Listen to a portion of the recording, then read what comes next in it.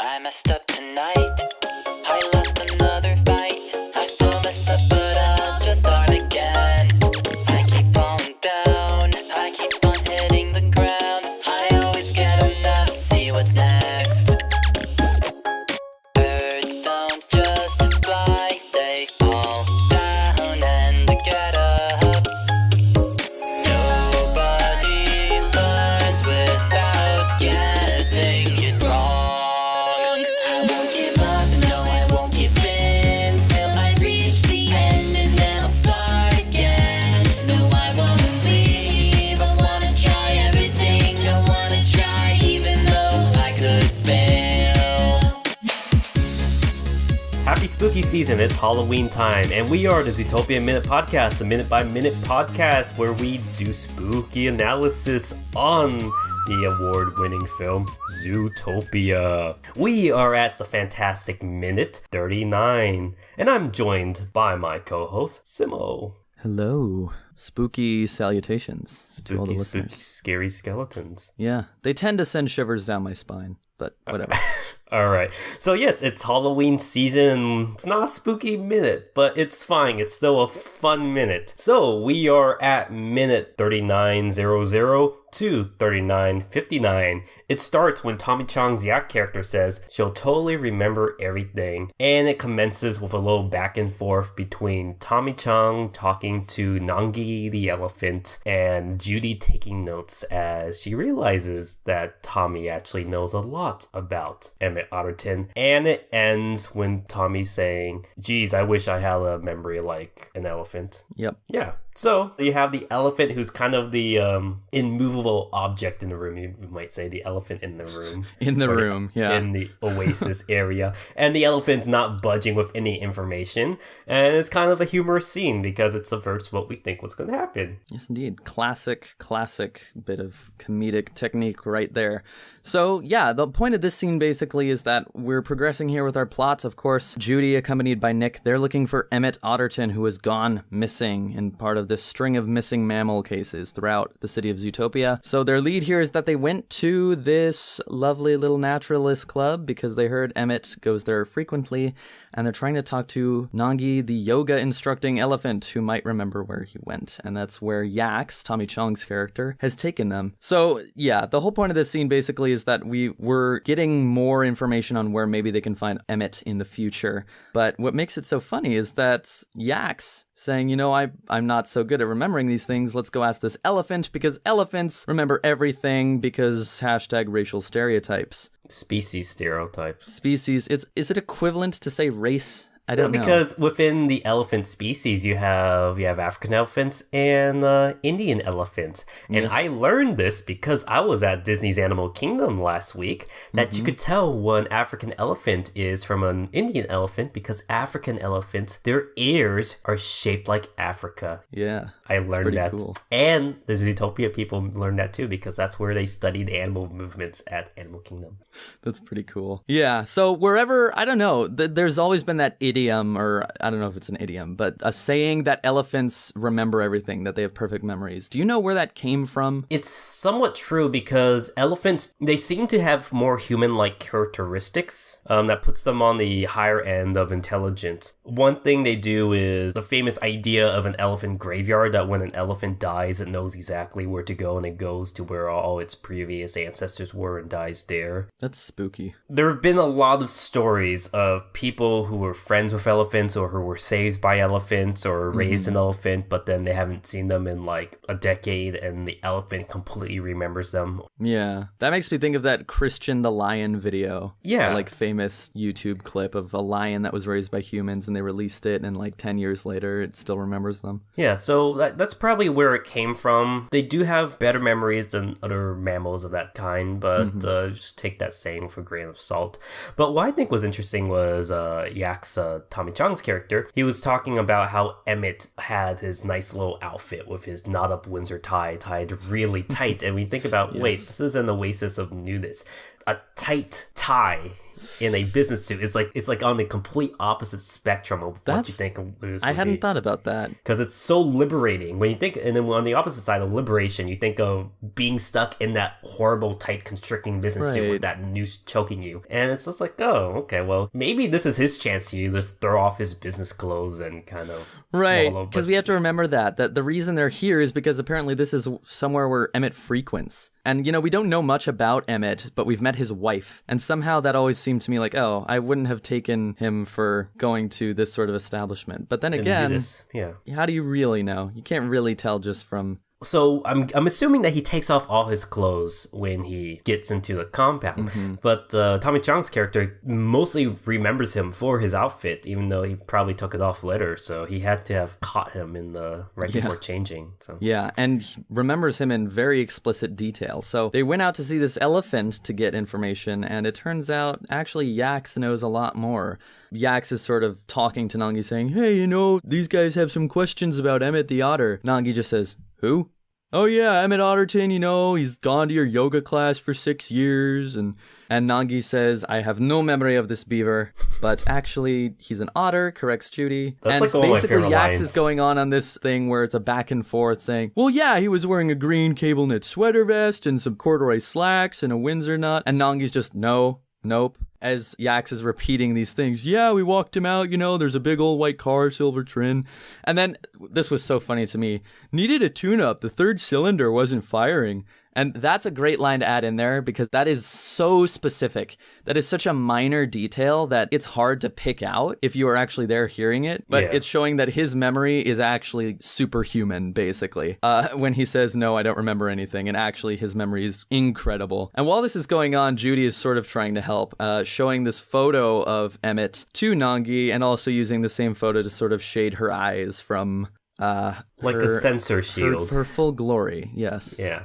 Well, I think, the line where he says, I have no memory of this beaver is one of my favorite lines in this movie. But I just have to ask, what's Nangi's problem? What bit her in her butt that doesn't exist? Yeah, I don't know. She does seem like she's not in a great mood. And she's doing yoga. She should be at peace. Maybe she just has a bunch of hipsters taking her classes and she's just really annoyed about that. And yeah, she's like, these people don't appreciate this for what it is. It's a modern day problem. Well, what's interesting, her design is cool too. She has that neat sort of tattoo on her trunk. Yeah, like the henna style tattoos. Yeah, or whatever it is. Neat sort of mandala pattern, something going on. So honestly, something I love about this scene, this collection of the few minutes we have at this nudist colony, a lot of the character designs, a lot of the set layout is really interesting. You know, in the previous minute they were still inside that entryway and it's filled with incense and there's all these tapestries and tassels and things hanging down with the sitar music. And on the shelf you can see like what are either vases, but I don't know, they look weird to be vases. To me they look like bongs, and that would work perfectly with Yax, I think. In an all-age this whole scene movie. is really interesting in the way it's designed and laid out, and these characters, they put a lot of effort into every character, even if it's just like a character that appears for 2 seconds. Yeah, well,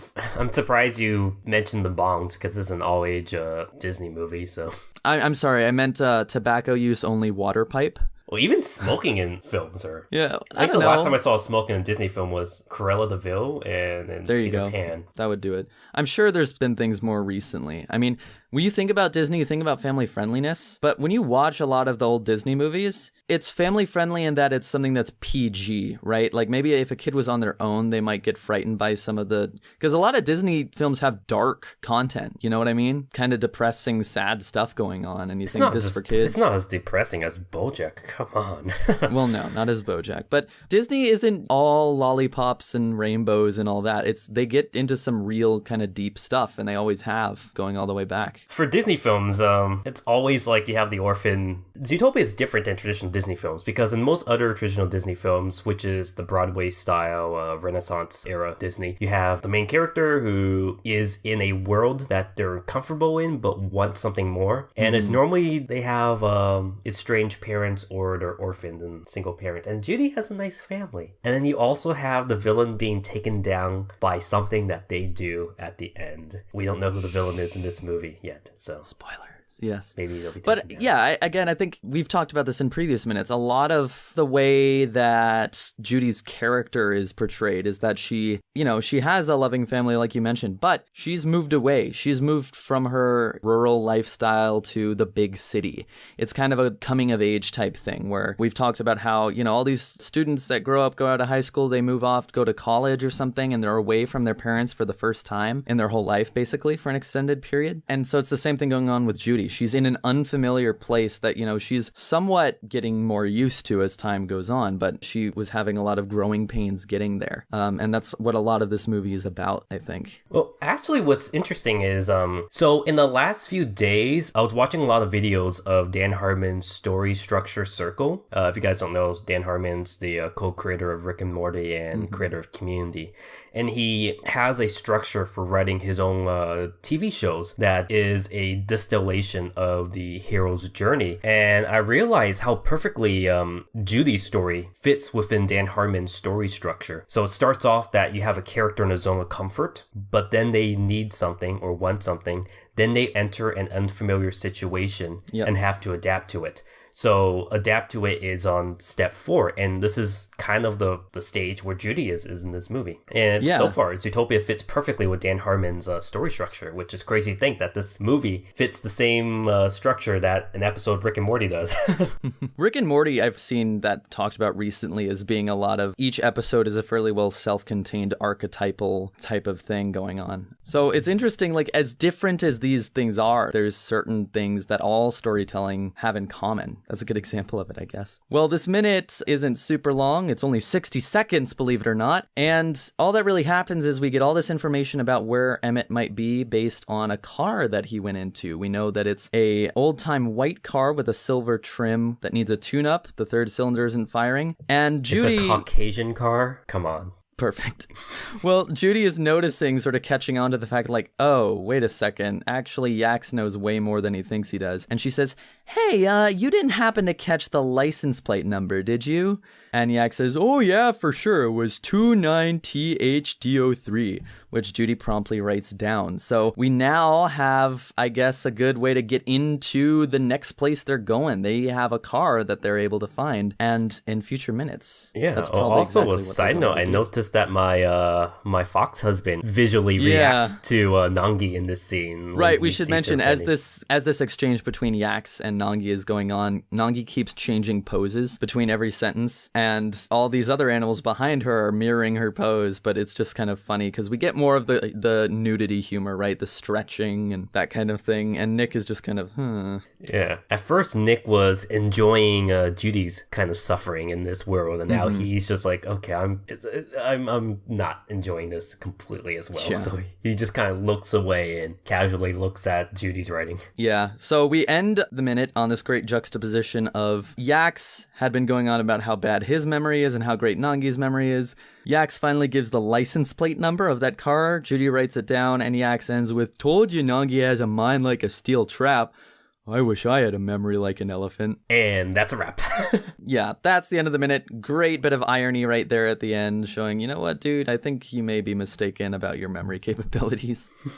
But now Judy has all this information to go off of, and in future minutes, we'll get to see where these new leads take her. Yes, I'm very excited to see what happens. Yes, indeed. We still haven't met the antagonist of this movie yet, have we? We don't know. We don't know. All right. Well, I did mention that I was at Disney World again. Yes. Very, very similar to our first episode we released last year. I went to Disney World. And I recently just did a detour. I was at an anime con in Atlanta, and I decided to detour to Orlando, where I went to check out the Mickey's Not So Scary Halloween Party, just so I could see Nick and Judy. And guess what? I went to both showings of the parade, and I did not see Nick and Judy at all. Aww. I did see a glimpse of Nick and Judy at the second showing, but they weren't clearing the entire street. They only were clearing one tiny area of Main Street. I was at the end of Main Street, and they were at the other end, and I couldn't really move down. But I saw them kind of getting kids to dance and do conga lines, but they didn't come up to me, so I was pretty sad because I assumed they would be marching down the entire parade route and just clearing the street. streets, but they didn't do that. They were only at that one tiny location.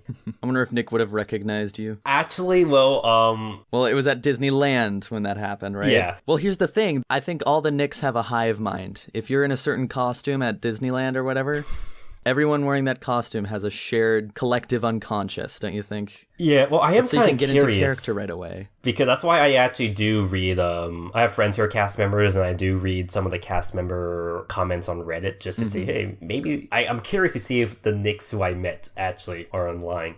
But what's interesting is the Nicks have a different personality. So I did not see Nick at the Mickey's Not So Scary Halloween Party parade, but I was able to come into the parks early enough that I was able to catch the last Shake It Move It parade. And you're not normally allowed to dress up as the Disney characters Right. at the parks, but for the Halloween party, you're allowed to. So I was dressed up as Nick Wilde. And at the parade, Nick saw me. So he was on the streets dancing, and he saw me. He walked up to me, and he was actually a little bit more aggressive than the previous Nick. The Nick that I saw at California Adventure was all nice and huggy and whatnot. This Nick, he came up to me and used his finger and kind of like poked my chest, and then threw his hands up in a like, what the heck motion, because he was looking at my outfit, he was pointing to it and did the, what the heck, why are you trying to copy me? So punk. I thought it was funny that this Nick had a different reaction to me dressing up like him, and he think you danced can with me touch a this? bit, and then he just kind of walked away, which I thought was kind of funny. Any kissing noises through the mask? He did not do any kissing noises. Not In fact, this I think he time. made angry grunts because he was very aggressive. He used his giant paw finger to poke me in the chest a few times, saying, hey, what's up, guy? Weird. What's the big deal with you dressing up like me? So I did not see him during the scheduled times I was planning to see him, but I saw him randomly at that one event. So I thought that was an interesting way to bump into Nick Wilde. That is interesting. Man, I need to go to Disney. I haven't been in so long. Come to EQLA and we could do Disneyland. It's money.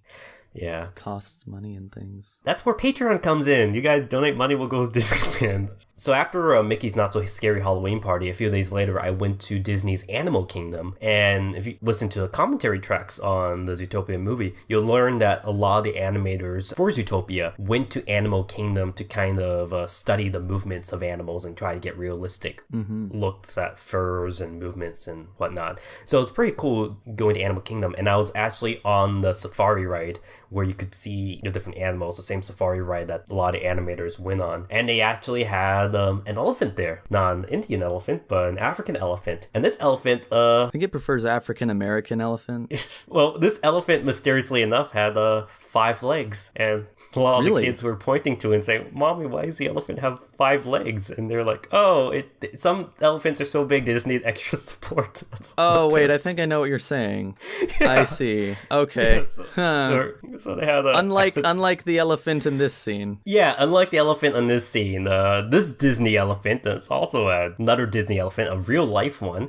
This one was more of an exhibitionist, and it had 5 legs, and one of the legs Lovely. was just kind of flopping around. And Lovely. I thought it was kind of funny because I was in the front row of the safari car, and when the cast member who's doing the driving saw it, she just kind of turned and started cracking up. Yep. Did you know male elephants actually have internal testicles? They're inside their body. I think a lot of mammals actually have internal testicles, surprisingly Right. enough. We are one of the few that don't, but it's because we need to keep our... It's temperature regulation. Yeah, so it's kind of weird. But yeah, so I was at the Animal Kingdom. Oh, and I got to see the new Pandora area. That was the main reason for going to Animal Kingdom, because they had that part of the park that was all based around James Cameron. The Smurfs. Yeah. Smurfs movie. The Smurfs, that's right. The Pocahontas Smurfs and Gone with movie. the Wind.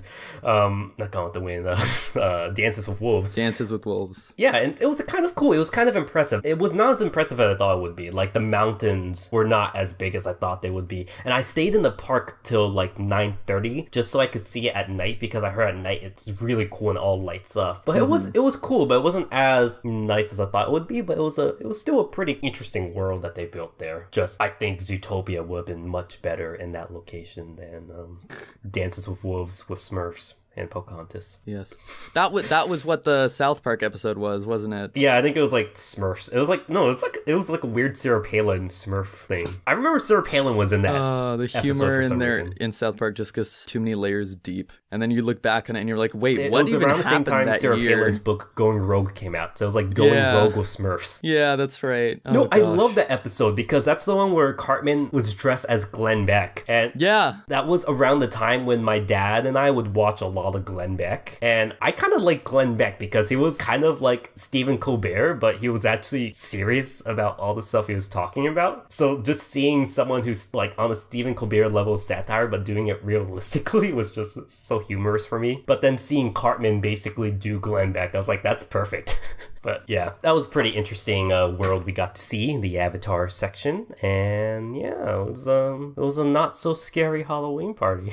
No kidding. Oh, and in some Zootopia news, College Humor ran a competition where they asked the internet what their favorite Disney animated movie was, and Zootopia came in at second place as the best Disney movie after Lion King. And this was out of 300,000 Another votes. furry movie. Yeah, and then number 5 was Beauty and the Beast, so there's like 3 furry Which is movies another in the top furry 5. movie. Yeah, no, and if you count, I guess if you count Aladdin in there, because the genie turns people into animals, I don't like Abu into an elephant. Hey, elephant connection right there. Everything's a furry movie if Everything's you think a about furry it hard movie. enough. Everyone's a furry except us. Yep. Remember that. All right, guys. Well, that's going to be it for this episode of Zootopia Minute. We hope you guys have a wonderful Halloween season. Be spooky, but stay safe. If you did enjoy this episode of Zootopia Minute, you can follow us on Twitter at Zootopia Minute. Give us a subscribe on YouTube here. You can like us on Facebook as well. That's all Zootopia Minute, all the same name everywhere. And again, guys, thank you so much for listening. Have a spooky Halloween. We will see you next time. Bye, everybody. Have a spooky Halloween.